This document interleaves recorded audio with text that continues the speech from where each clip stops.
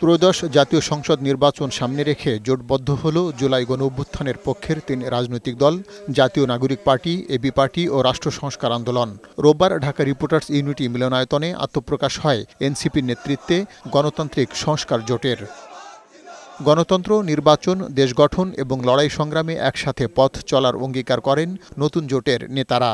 আমরা যখনই নতুন রাজনীতির কথা বলি, আমরা দেখি যে আমরা সেখানেও সকলের সাহায্য পাই না, উৎসাহ পাই না।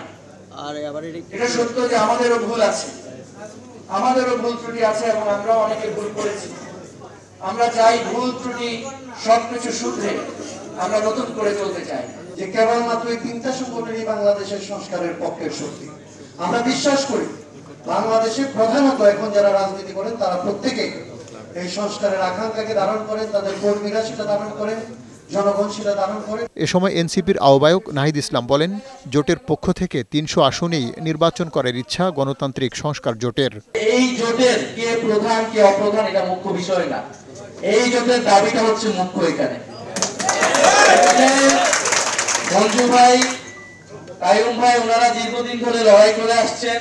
ওনাদের মতো অভিজ্ঞ মানুষকে আমরা সাথে পেয়েছি।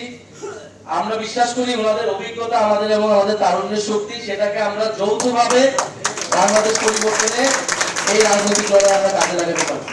জুলাই অভ্যুত্থানের পক্ষে অবস্থান নেওয়া জনগণ জোটের পক্ষে থাকবে বলেও আশা প্রকাশ করেন নেতারা। পার্থ রহমান, বৈশাখী সংবাদ, ঢাকা।